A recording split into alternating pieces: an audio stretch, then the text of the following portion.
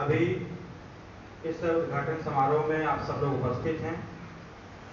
हमारे साथ चल करके आए पार्टी के हमारे बड़े नेतागण, सभी लोगों का मैं स्वागत करता हूं और सबका मैं बहुत बहुत धन्यवाद देता हूं। देखिए, ये बहुत ही आसान शब्दों में है वाईफाई। जब हम लोग भी छोटे थे, पढ़ते थे, तो नहीं जानते थे कि इंटरनेट का उपयोग कैसे होता है। अगर जानते भी थे तो छोटे से मोबाइल रहती थी, उसमें 2G का ध्यान आता था। उसमें 2G का ध्यान उतना नहीं रहता था, बस इंटरनेट सोचते थे कि इंटरनेट कुछ होता है जिसमें तमाम तरह के डाटा इकट्ठा रहते हैं, उससे हमें जो चाहिए होता है हम उसको दे देने का।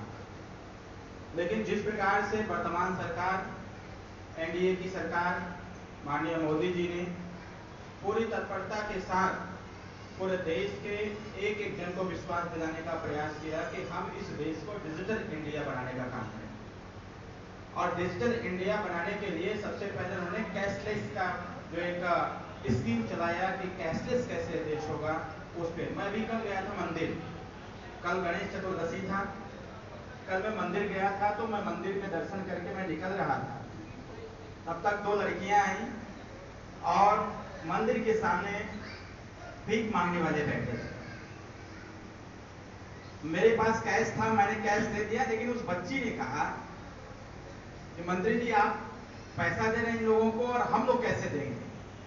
तो पहले तो मुझे समझ नहीं आया कि उन्होंने बोला क्या, तो फिर मैं रुक गया। मैं बोला आपने, आपका कहने का तात्पर्य कहें देश जब डिजिटल हो गया है तो इन भीख मांगने वाले लोगों को हम कैश कैसे दे पाएंगे।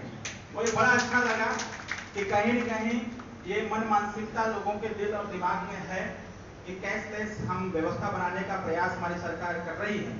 और ये सारी चीजें प्रोसेस में तभी आ पाएंगी, इसको हम प्रोसीड तभी कर पाएंगे जब एक बेहतर नेटवर्क हमारे पास हो। और सरकार, तमाम टेलीकॉम कंपनियां हैं, वो चाहे वोडाफोन हो, एयरटेल हो, BSNL हो या फिर जियो हो, तमाम लोग अपने अपने कंपनी के संचालन के लिए अपनी अपनी योजनाएं बनाते हैं। पहले जैसे कभी भी बीच में हल्ला मचा जियो को लेकर के, जियो का सिम आया था पहले, तो जियो का सिम फ्री में मिलता था, डेटा भी फ्री रहता था और उसमें टॉक टाइम भी ज्यादा देता था। लेकिन अभी 2-4 महीना पहले जिस प्रकार की स्थिति उत्पन्न हुई, सब कुछ महंगा हो गया। और ये माननीय प्रधानमंत्री जी के द्वारा जो PM वाणी का एक योजना चलाई गई है, जिसको जन जन तक पहुंचाना है, और इसमें हमारी सरकार जो टेलीकॉम मिनिस्टर थे उन्होंने प्रयास किया और उसी प्रयास को सार्थक करने के लिए, सफल करने के लिए भाई साहब लोग सब लोग लगे हुए हैं। और इनका जो प्रयास है, कई राज्यों में ये काम करके अब उत्तर प्रदेश में प्रवेश किए हैं। मेरा मानना यह है, क्योंकि हम लोग भी जो अपने पास विभाग है पंचायती राज विभाग, पंचायती राज विभाग में भी हम लोग इस काम को कराने का प्रयास कर रहे हैं।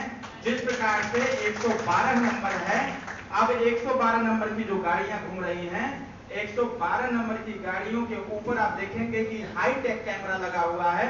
उसी प्रकार से त्रिनेत्र योजना के माध्यम से अगर हम किसी गांव में कैमरा लगाते हैं, उस गांव की स्थिति को देखने के लिए, उस गांव की साफ सफाई के लिए, उस गांव की छोटी बड़ी समस्याओं के समाधान के लिए, उस गांव के रखरखाव के लिए, अगर हम